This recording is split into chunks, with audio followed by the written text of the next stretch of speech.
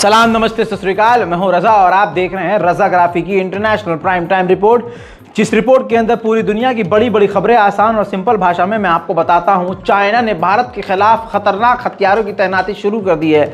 जहां 56 इंच की छाती वाले का ये भौकाल दिखाया जा रहा था कि अब वो चाइना डरेगा हमसे, अब उल्टा हो गया है। ये हिंदी की रिपोर्ट आप देख लीजिए। भारत के खिलाफ उसने अपने हथियार तैनात कर दिए हैं। 150 किलोमीटर की टॉप स्पीड, 400 किलोमीटर की रेंज ड्रोन हेलीकॉप्टर से जासूसी कर रहा है चीन।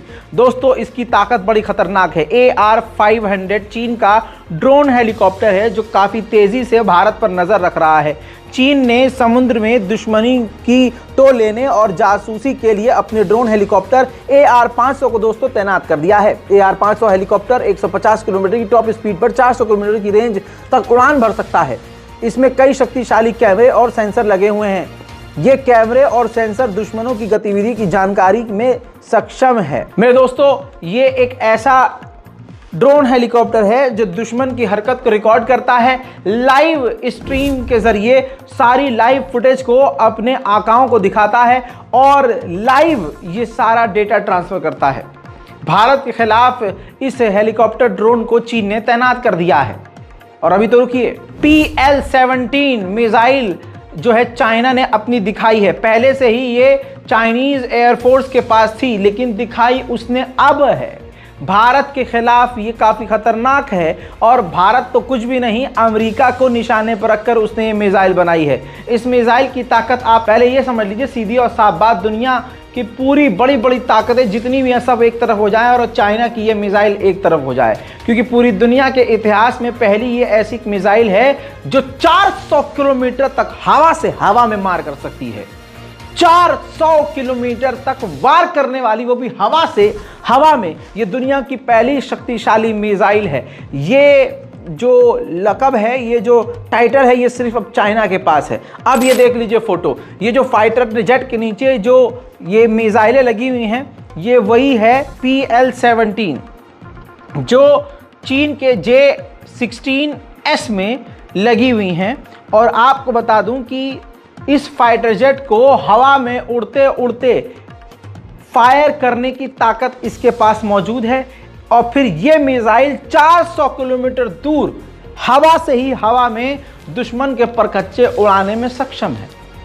दोस्तों, यही सबसे बड़ी ताकत बनकर ये मिसाइल उभरी है चाइना की, जो पहले से भारत अमेरिका के खिलाफ चीन ने तैनात किया हुआ है। उधर मेरे दोस्तों, चाइना कितना खतरनाक खेल खेल रहा है, इस बात से अंदाजा लगा लीजिए कि चाइना ने लाखों की तादाद में, करोड़ों की तादाद में फेक अकाउंट क्रिएट किए हुए हैं।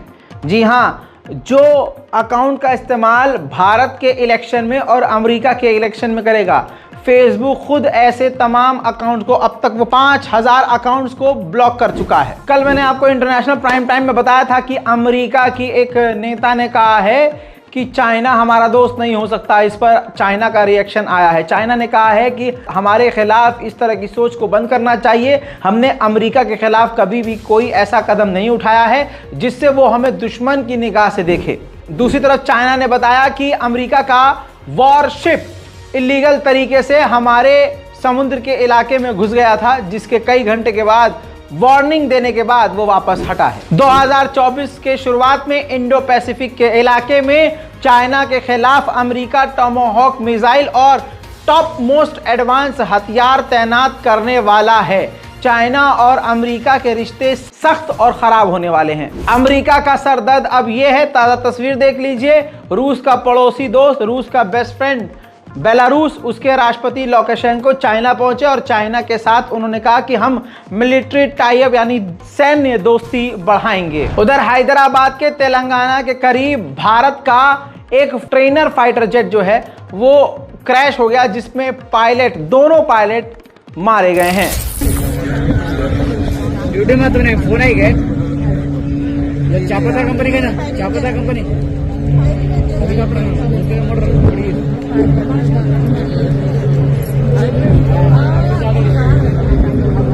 भाई हम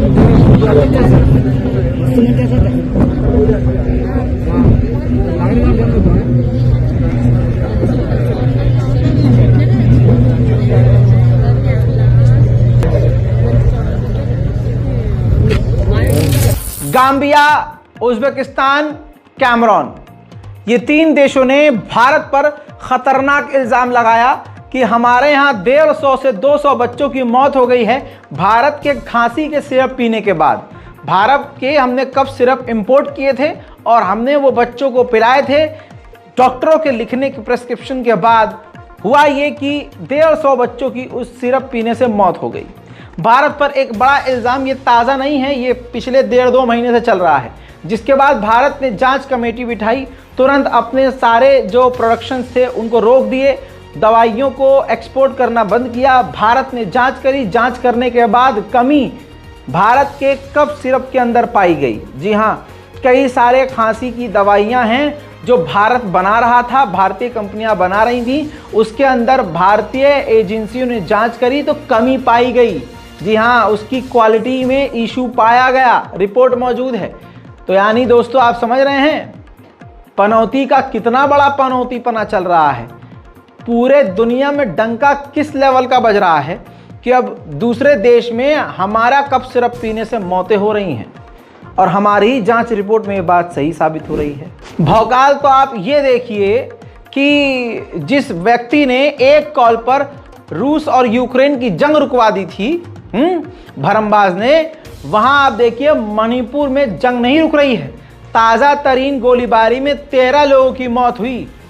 भाई साहब, आधा साल गुजर गया, मणिपुर में शांति नहीं आ सकी, लेकिन इसके बावजूद आएगा तो मोदी ही। 3 दिन पहले अमेरिका का एक चॉपर जापान के बेहद करीबी इलाके में क्रैश हो गया था। मलबे में अब 5 अमेरिकी डेड बॉडीज उस हेलीकॉप्टर के अंदर पाई गई हैं। इंडोनेशिया में खतरनाक ज्वालामुखी फटा है, जिससे 11 लोगों की, जो हाइकर्स थे, जो पहाड़ों पर चढ़ाई करते हैं, आपने इनकी वीडियोस देखी होंगी ऐसे लोगों की, वैसे हाइकर्स के 11 लोगों की मौत हुई और 13 से 14 अभी लापता हैं। ज्वालामुखी ऐसा फटा कि पूरे कई किलोमीटर रेडियस में उसके, यानी समझ लीजिए, अंश ज्वालामुखी के फैल गए।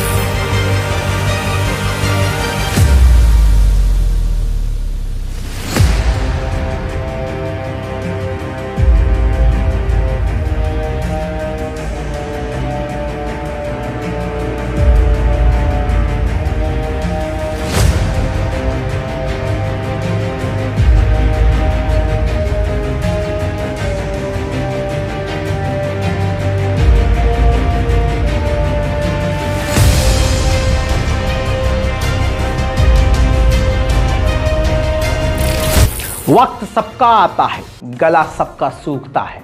यूके जितना गंद मचा रहा था उतना ही ज़्यादा जलील भी हो गया है। उसकी सिक्योरिटी कितनी टाइट है इस खबर से समझ लीजिए। यूके की, ब्रिटेन की सबसे खतरनाक न्यूक्लियर साइट स्टेला फील्ड, यानी ब्रिटेन की एक ऐसी जगह जहां ब्रिटेन का सबसे खतरनाक परमाणु हथियार है, वहां पर साइबर अटैक हुआ। हैकर्स ने उस पूरे डेटा को हैक कर लिया और जिसने ये हैक किया है वो ग्रुप रूस और चाइना के करीब है। साउथ अफ्रीका का एक देश नाइजर, जहां पर मिलिट्री कूप है, उसने यूरोपीय यूनियन के साथ जो एग्रीमेंट किया था कि हम आपका साथ देंगे और मिलिट्री सपोर्ट करेंगे, उस एग्रीमेंट को नाइजर ने रद्द कर दिया है। लीजिए दोस्तों, अब आइए पाकिस्तान से बड़ी खबर। आज इस रिपोर्ट में काफ़ी बड़ी खबरें हैं, इसलिए इस रिपोर्ट को शेयर कीजिएगा। अगर आपने हमारे चैनल को सब्सक्राइब नहीं किया है तो रज़ाग्राफी चैनल को सब्सक्राइब जल्दी से कर लीजिएगा। दोस्तों, पाकिस्तान के खैबर के इलाके में तहरीके तालिबान पाकिस्तान ने पूरी तरह से कब्जा कर लिया है। हत्ता कब्जा नहीं भैया, वहां पर सरकार बना ली है, स्टेट गवर्नमेंट बना ली है और हद ये हो गई है कि अब वो इलाके में पुलिस चौकी बना रहा है, सेना बना रहा है और धीरे धीरे सिक्योरिटी फोर्सेस तैनात कर रहा है। और ये भी हो रहा है कि लोकल लोगों को और बिजनेसमैन को वो आदेश दे रहा है, अथॉरिटी को वो हुक्म भी दे रहा है। तो आप समझ सकते हैं कि पाकिस्तान के हालात कितने ख़राब हो चुके हैं। जबकि टीटीपी से नफरत करती है पाकिस्तान की गवर्नमेंट, उस टीटीपी को तालिबान से भी निकालने को पाकिस्तान कह रहा है, लेकिन यहाँ खुद पाकिस्तान के अंदर ही खैबर के इलाके में टीटीपी अपने पैर जमा चुका है। गल्फ कॉरपोरेशन काउंसिल के साथ पाकिस्तान का सपना पूरा होने वाला है। पिछले 19 से 20 सालों से एक प्रोजेक्ट रुका हुआ था।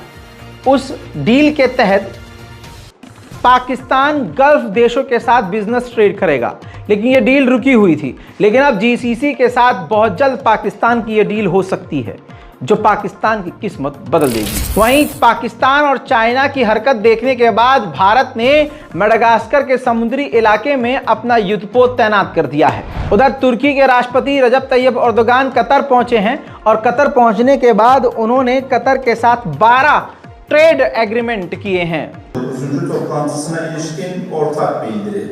İmzacılar Hakan Fidan, Dışişleri Bakanı, Muhammed bin Abdurrahman alanında işbirliğine ilişkin mutabakat sağladı. जो मैं कहता हूं वो हो जाता है। मैं काली जबान नहीं हूं, पनौती का फैन हूं, वो बात अलग है। मेरी बात समझ लीजिए कि आर्मीनिया अजरबैजान के बारे में मैंने 3 बार इस हफ्ते में रिपोर्ट किया और बताया कि आर्मीनिया अजरबैजान के बीच पीस टॉक चल रहा है। फिर मैंने ये भी अपने मन से ये बात बताई कि इन पर भरोसा मत कीजिएगा। लीजिए, हो गया। अजरबैजान की तरफ से आर्मीनिया पर फायरिंग हुई, जिसमें आर्मीनिया का एक सैनिक मारा गया है। उधर दोस्तों क्यूबा और ईरान के बीच कई सारे एग्रीमेंट हो गए हैं, जिसमें ट्रेड, बिजनेस और इसके अलावा टूरिज्म, इसके अलावा हथियारों की खरीद फरोख्त, टेक्नोलॉजी की अदला बदली, कई तरह की डील की है। यानी क्यूबा और ईरान और करीब आ गए हैं। इजराइल और गाजा की जंग में अपने मुंह को बंद रखने का सऊदी अरब और यूएई को फायदा मिल गया है।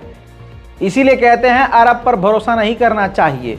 अमेरिका ने एक एडवांस रेडार सिस्टम $582 मिलियन का अप्रूव कर दिया है सऊदी अरब के लिए, और कई हथियार उसने अप्रूव कर दिए हैं यूएई के लिए। समझ रहे हैं आप? बड़ा गंदा खेल है भाई। ये दुनिया काफिरों और शैतानों के लिए जन्नत है। अब सुन लीजिए इस वीडियो के आखिरी अंश में बड़ी खबर। अमेरिका ने आधिकारिक तौर पर ऐलान किया है कि इस साल के अंत में, यानी दिसंबर ही तो चल रहा है, इस साल के आखिर में यूक्रेन के लिए जो हमारे पास फंड हैं वो ख़त्म हो जाएंगे। उधर ज़ेलेंस्की को डर है कि गाज़ा और इजराइल की जंग ने रूस और यूक्रेन की जंग से दुनिया की नज़र हटा दी है। यूक्रेन के ऑयल डिपो पर रूस ने हमला किया, जिसमें यूक्रेन का बड़ा नुकसान हुआ है।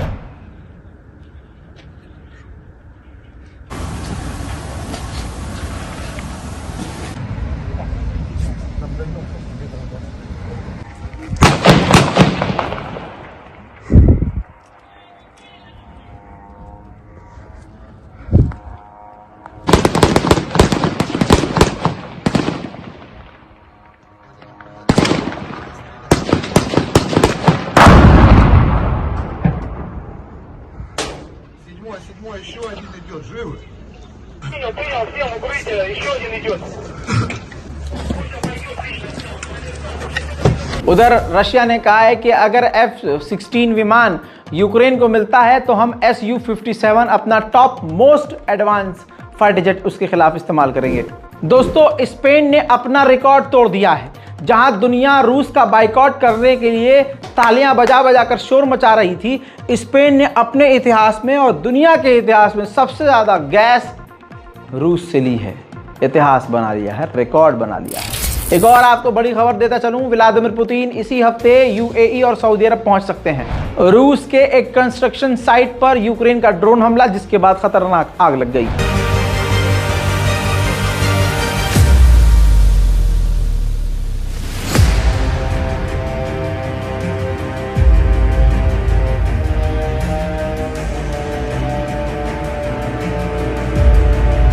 बुल्गारिया के प्रेसिडेंट ने वीटो पावर का इस्तेमाल करके साफ इनकार कर दिया है।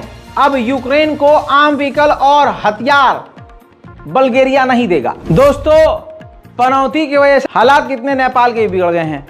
जो गोरखा सैनिक थे, अब तक वो भारत के लिए लड़ते मरते थे, लेकिन मोदी सरकार ने भारतीय सेना को तोड़ दिया।